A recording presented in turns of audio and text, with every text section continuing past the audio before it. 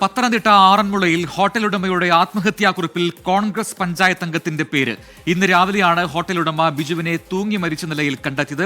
ബിജുവും പഞ്ചായത്ത് അംഗവും തമ്മിൽ വാടക കെട്ടിടത്തിന്റെ പേരിൽ തർക്കമുണ്ടായിരുന്നു എന്നാണ് ലഭിക്കുന്ന സൂചന. എ വി ജയശങ്കർ പത്തനംതിട്ടയിൽ നിന്ന് ചേരുന്ന കൂടുതൽ വിവരങ്ങളുമായി. ഈ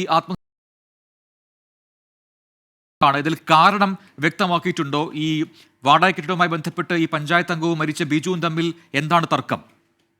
അതായത് പത്തനംതിട്ട ആറന്മുളയിലാണ് ഇത്തരത്തിൽ ഒരു ഹോട്ടൽ ഉടമ ബിജുവിനെ മരിച്ച നിലയിൽ ആത്മഹത്യ ചെയ്ത നിലയിൽ കണ്ടെത്തിയത്. ആത്മഹത്യാ കുറിപ്പും പോലീസ് കണ്ടെടുത്തിട്ടുണ്ട്. ഈ കുറിപ്പിൽ പറയുന്ന കാര്യങ്ങളാണ്: തന്റെ മരണത്തിന് ഉത്തരവാദി 5ാം വാർഡ് മെമ്പർ രമാദേവിയും ഭർത്താവ് സുരേന്ദ്രനുമാണെന്നാണ് ഈ ആത്മഹത്യാ കുറിപ്പിൽ പറയുന്നത്. ഇത് ഏത് സാഹചര്യത്തിലാണ് ഇത്തരത്തിലൊരു ആത്മഹത്യാ കുറിപ്പ് എഴുതി വെച്ചുകൊണ്ട് ജീവിതം അവസാനിപ്പിച്ചെന്ന കാര്യത്തിൽ നിലവിൽ വ്യക്തതയില്ല. ഇന്ന് രാവിലെയാണ് ബിജുവിനെ തൂങ്ങി മരിച്ച നിലയിൽ കണ്ടെത്തിയത്.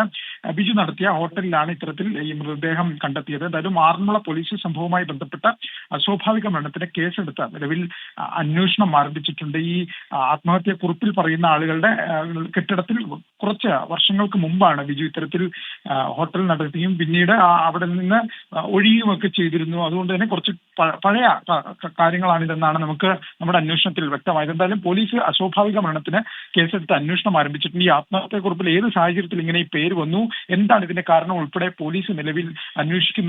ഈ കാര്യങ്ങളൊക്കെ തന്നെ അന്വേഷിച്ച് പോലീസ് ആവശ്യമെങ്കിൽ കൂടുതൽ പേരെ പ്രതി ചേർക്കാമെന്ന ധാരണയിലാണ് നിലവിലെത്തിയിരിക്കുന്നത്. എന്തായാലും പോലീസ് ഈ ആത്മഹത്യയുമായി ബന്ധപ്പെട്ട പ്രാഥമിക അന്വേഷണം നിലവിൽ ആരംഭിക്കുകയാണ് ചെയ്തിരിക്കുന്നത്. പോലീസ് അന്വേഷണത്തിലായിരിക്കും ഇക്കാര്യത്തിൽ കൂടുതൽ വ്യക്തത വരിക. കാരണം കുടുംബം ഉൾപ്പെടെ പലതരത്തിലുള്ള ആരോപണങ്ങൾ ഉന്നയിക്കുന്നുണ്ട്. പക്ഷേ നിലവിൽ അതിനൊന്നും ഒരു തെളിവില്ല എന്നാണ് പോലീസ് പറയുന്നത്. എന്തായാലും വിശദമായ ഒരു അന്വേഷണം പോലീസിന്റെ ഭാഗത്തുണ്ടാകും. ഈ ആത്മഹത്യാക്കുറിപ്പും ഇതിൽ പരാമർശിക്കപ്പെട്ടിരിക്കുന്ന ആളുകളുടെ പേരും അവർക്ക് ഏതെങ്കിലും തരത്തിൽ ഈ ആത്മഹത്യയിലേക്ക് നയിച്ച ഉൾപ്പെടെയുള്ള കാര്യങ്ങളിൽ പോലീസ് വിശദമായ അന്വേഷണം നടത്തും.